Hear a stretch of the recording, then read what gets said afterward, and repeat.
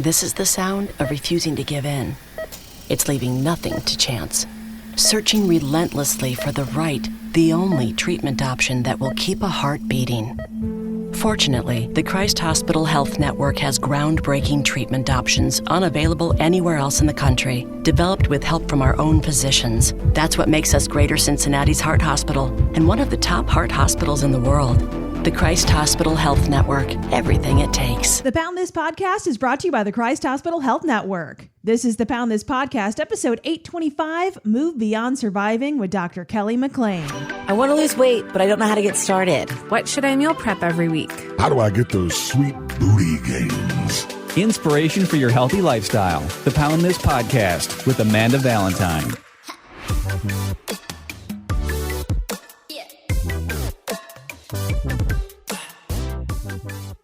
Welcome, friends, to the Pound This Podcast. Before I get into telling you all about this amazing organization, Move Beyond Surviving, it's awesome. I want to tell you about some other awesome people, one of them being Sarah and Team Fit With Me if you are looking for an amazing health coach. Listen, it's hard to make healthy choices or to accomplish goals by yourself. It is not bad to ask for help. Don't be afraid to ask for help. If I can give you some advice, ask for help. And Sarah can help you if you're looking for fat loss, if you're looking to work on your digestive or gut issues or some hormonal issues, having a relationship with food, learning how to count macros, getting stronger, the correct exercise to do for your body. Sarah has a whole team of people, including Jess, who is a macro goddess with just hundreds of recipes. If you struggle with making food and making healthy food and macro-friendly food, Sarah is amazing, and Sarah can help guide you through whatever your goals are. So obviously your goals are tailored to you. Sarah works with you and your goals, and same thing with your budget. Sarah will work with you and your budget to make whatever work. So if you've looked before and you're like, oh, she's got these pricing plans, maybe it's not for me. She has redesigned everything because, as we grow and we learn, we want to help people meet them exactly where they're at. So Sarah will meet you exactly where you're at financially also. So go to teamfitwithme.com, reach out to Sarah, ask some questions, and get some help if you need it. Also, if you're in Cincinnati and you need some help making convenient, healthier food choices, definitely check out Clean Eats in Newport. So many options. I just did a pizza making class with some people there the other night, and it was so much fun, which it was like, hey, here's all the macros if you want to weigh everything out and measure it, or you can just pile on a bunch of stuff. And so some of us weighed and measured everything because that's what was good for us. Other of us put fistfuls of cheese because YOLO, we live in our best life out here. But they do have the cauliflower crust pizzas. They have different ones come out every week. They have the fresh meals. Those change every single week, and there's no membership. There's no obligation. You can just order them as you need them. Same thing with the grab and go frozen meals. Just walk right into Clean Eats in Newport, grab some, some microwavable meals if you need them, or you can eat at the Fresh Cafe if you're just looking for a lunch meeting, or you're just like, hey, I want to make a healthy option rather than going through a drive-through. You can go to Clean Eats in Newport also. So check them out. They're amazing. Now let's check out Move Beyond Surviving. Thank you so much for listening to the Pound This Podcast. I am Amanda Valentine. Today's guest is by listener request, which I was so excited that somebody reached out to me, because I say at the end of this podcast all the time of if you have any topics that you want to, hear about, or anybody you want me to interview, let me know. And somebody's like, oh, you should interview Dr. Kelly McLean and talk about what she's doing, which is Move Beyond Surviving. And I looked that up and I'm like, oh my gosh, this is amazing. Yes, I absolutely have to talk to Dr. McLean. So here you are. Thank you for joining me. Yeah, thank you for having me. So tell me a little bit about you before we get into Move Beyond Surviving, which I think is absolutely amazing. Before we get there, tell me about you, your background, and how you got to where you are now. So I am a surgical oncologist at the Christ Hospital. I specialize in breast and melanoma treatment. And I got to that by years of studying and school. But I also am the founder and board president of Move Beyond Surviving, which is a nonprofit organization dedicated to getting breast cancer survivors out in the outdoors and moving again and reconnecting with their body. And what it is it brings together two of my biggest passions, which is one, treating cancer and people with cancer, and the outdoors. Yeah. So how did that end up coming up for you? Obviously, this is part of your job of helping cancer survivors. So then how are you just kind of like, hey, I'm going to take you outside on a hike? Like, how did that happen? So because I like torturing people. No, I'm just kidding. So when I was growing up and deciding what I wanted to do, I was very drawn to the outdoors and outward bound and getting people in the outdoors and exploring. And I think nature has a huge healing effect on people. And I also think that when you disconnect from your everyday life and put yourself in nature, you can learn a lot about yourself. So I thought about becoming like an outdoor bound instructor. And then I was also very drawn to medicine, and obviously being able to make a big difference in people's lives by treating illness, and went that route.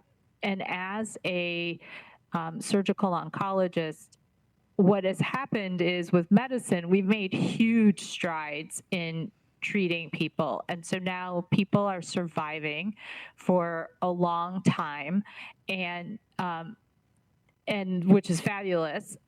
However, the treatment is very aggressive. So like with breast cancer, it is very common for people to have both surgery on their breast and under their arm, to have radiation therapy, which toughens tissue and decreases range of motion.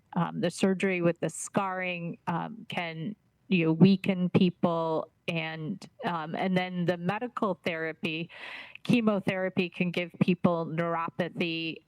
So the sensitivity, actually lack of sensitivity, and simultaneously increase pain in their hands and their feet, and also fogginess of thinking. And then the endocrine therapy, people gain weight and get fatigued and even can get depressed.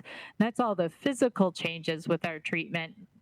And then there's the emotional changes of having had cancer and the fear of things coming back. And so I saw all these things developing in people after we declare ourselves successful, and realized that combining the two could really help people get back to their quote unquote normal life, or rediscover who they were and what they could do. So how did you kind of start marrying those things together yourself? So in 2017, I connected with North Carolina Outward Bound and partnered with them, and I sponsored it was about 9 survivors to go on a 5-day backpacking whitewater rafting course. And then we repeated that in 2018 with some rock climbing. And it was really well received. The people who went on it just got a huge amount out of it. And so I realized that there was a spot for this. But what I also realized was that asking people to take that big step of 5 days in the outdoors was a huge step for a lot of people. So what I'd hear is people would say, "Oh, that's fantastic. I could never do it." So if we wanted to reach more people, we needed to make shorter, more accessible options. So like 1-day events. And then the other thing I realized is if I really wanted to reach a lot of people, I was not going to be able to just fund it on my own. And so we turned this into a nonprofit organization. And the nonprofit has been in existence for just about a year now. And we've done we've done multiple one-day events. We're probably averaging about once a month right now, with a variety of activities, and it has been very well received, and we've been able to reach a lot more people. That's amazing. So what kind of things are you seeing for these people? I mean, obviously in your day-to-day job at the hospital, you're seeing, breast cancer survivors and how they're moving along. How do you see a difference between somebody who gets interactive with nature versus somebody who doesn't? So a lot of people, the whole idea is that when you get into nature, you get to disconnect from your everyday life and just kind of quiet the noise around you. And then you get to reconnect with your body. So many people want to get moving again, but they don't know how to do it, and they don't know what they can do. And, a lot of their friends and family are like, oh, are you okay? Is it safe to do this? And so they've got this push-pull in them, and they're afraid to fail, because then, then the thought is, see, I shouldn't have done that in the first place.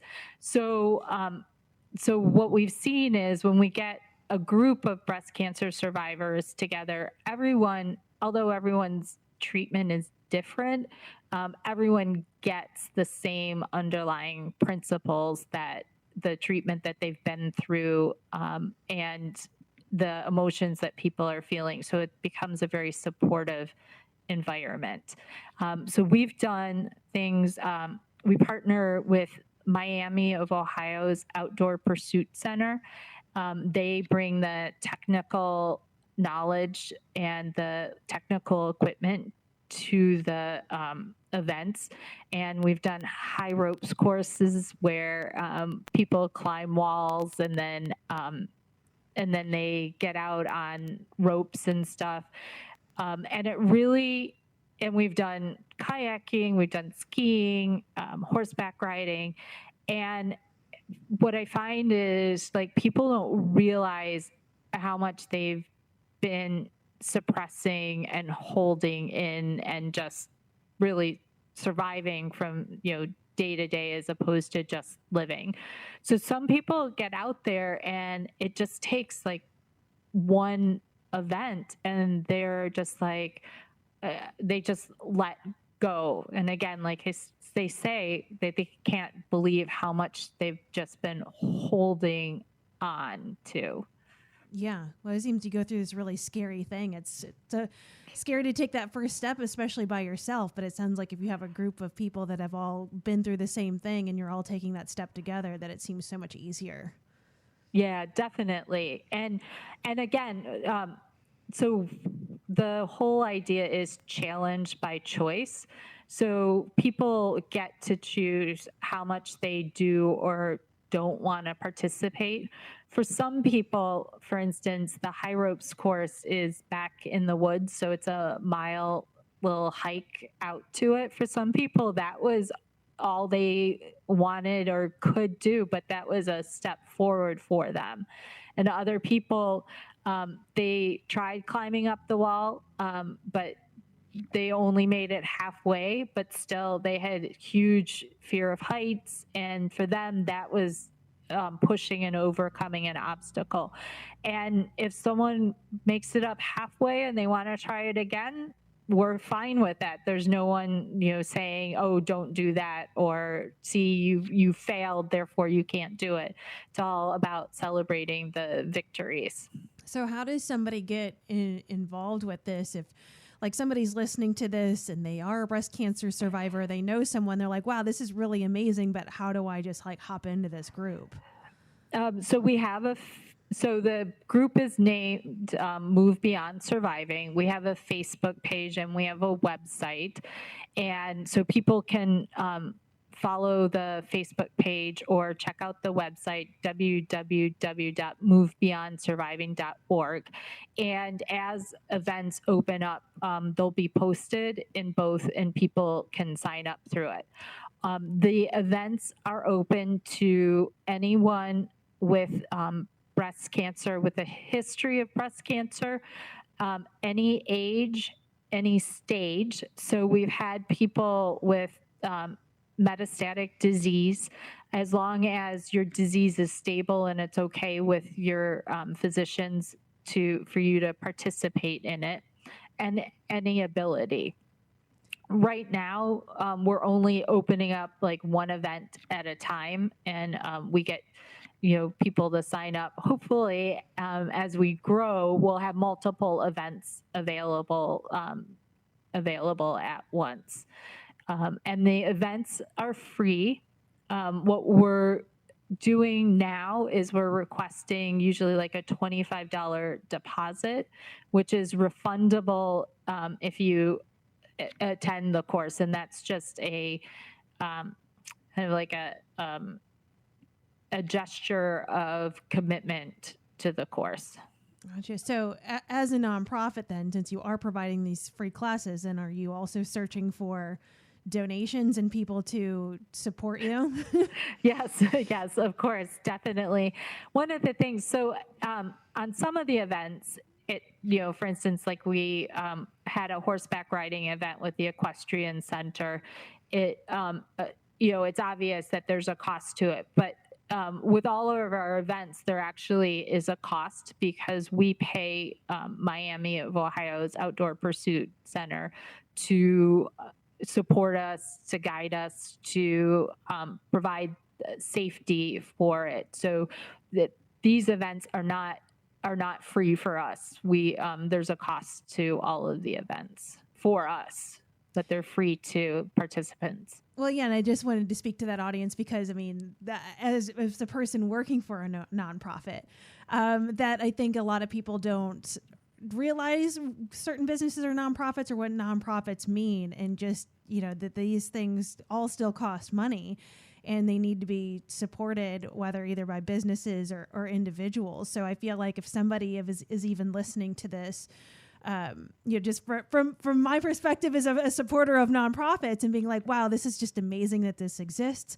that this is something that's helping people get into nature and outdoor adventures and do all this. Like, I don't have breast cancer myself, but how can I make sure that this organization exists and thrives for these other people that are, of like how much a donation really moves the needle on those sorts of things where you're like, how can I make a difference? It's things like that do make a difference, like more than you realize. As working in the nonprofit world for a little while now, of like, you think that like, oh, maybe $25 isn't going to make a difference, but $25 could pay for a cancer survivor to come out and do maybe like one afternoon of doing a ropes course completely changes their perspective and how they choose to live the rest of their life. And so it's like these even just minor monetary things, or even when you volunteer your time to a nonprofit, like, I don't know, I just think that stuff is so cool. Not to be a total salesperson for you, to be like you just never realize like how you think of something as so minor or small, but how it makes this like gigantic ripple effect and impact on something. And I think especially as a nonprofit that's just getting started and kind of, getting going and gaining more and more awareness of things like that, I think that just even having more and more support of like I have personally not had breast cancer. My grandma did. So that's somebody that's like in my close family network. And, you see how much that really kind of tears somebody apart and how much that could help, of like, well, I'm like, what can I do to help? Well, maybe I can donate $50 or I can volunteer at an event, and how much that could like impact somebody that does those sorts of things. So I'm sure as you're kind of starting a nonprofit, like I imagine that is something that you've been really kind of focused on, of like, how can we do more things, but things that we still have to pay for, so we can provide these free services to somebody who has already probably spent way too much money on hospital bills. Yeah, exactly. In fact, you bring up the whole hospital bill thing. So the financial depletion that happens to people through cancer treatment is a huge issue now, because one, treatment is very expensive. Even with good insurance, copays and percentages can really tap into it. And then many times people cannot work through that. So both your income stream gets depleted and and you have to actively pay for stuff. So people can be very financially strapped after going through treatment, and it only adds to the stress of having had cancer and the changes in your life after getting through it. Yeah, it's just rough. Like, I mean, it's like, how can you catch a break from all of that? Like, I can see where people just get so stuck into just trying to survive because there's just so many elements to it outside of just being sick. Yeah, exactly. Yeah, so you hit on the two things that we need are, one, participants, so people that are interested and willing to take a chance on themselves to come out and try the different activities, and two, money so that we can fund the various activities and grow and be able to provide a variety of levels of activities and challenges and a variety of types. So right now, is this specifically open to people in the Cincinnati area, or would you be open to anybody from anywhere that wants to participate? Yeah, no, anyone from anywhere can participate in our events. We've had people from Indiana, Kentucky, up in Columbus, even some people have come down from Michigan for the events. Right now, all of the one-day events have been in the somewhat local area. We've gone to Hocking Hills, we've gone to Red River Gorge.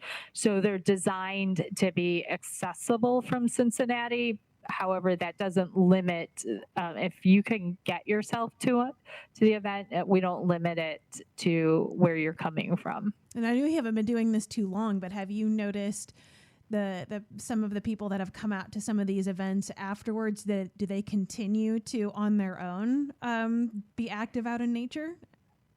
Yeah, definitely. So we've done some kayaking events, and people have told us that they've gotten kayaks and gone out on their own. We've done, definitely some hiking, and it's reignited in people this desire to be active. And the thing is that so there's so many things about cancer and recurrence that you cannot control. There are some things that you can do to reduce your risk of cancer coming back. One of them is regular exercise. So we say 150 minutes of moderate exercise a week, or 75 minutes of strenuous exercise a week. And the other thing is maintaining a healthy body mass index, so 25 or less. And those two are independent of each other. So if you exercise, even if your weight isn't under a BMI of 25, there's still benefits to it.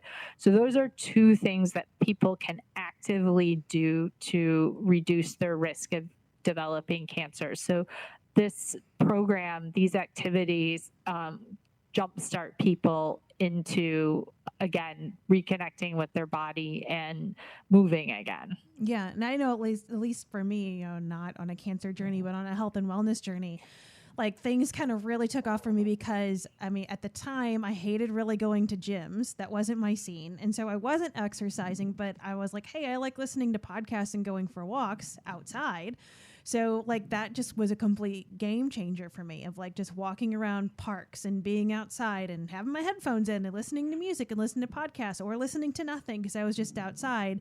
And all of a sudden I'm exercising every single day because I found something that like I enjoyed, and hey, it was free, which was bonus. So I just think that I think a lot of people just even discredit just walking, or being like, oh, I need to go like sweat through my shirt, or I need to go to a boot camp class, of like, no, just going outside and walking, whether that be out in the woods on an actual hike or just walking around your neighborhood or like a park that's nearby, how that all contributes to those, the numbers that you just said, of like not only helping like your exercise, but your just mental health and your just well-being by moving your body. And I don't know, just being outside just makes a difference, I feel.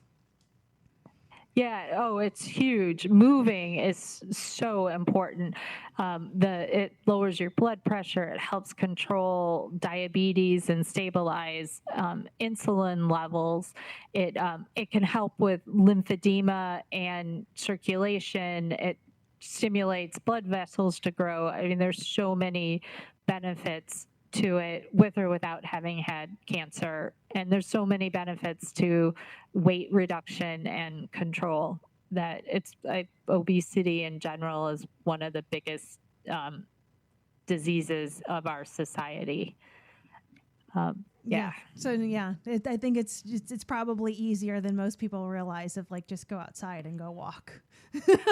Doesn't even have to be a power walk. It can just be a casual walk outside. Right, exactly.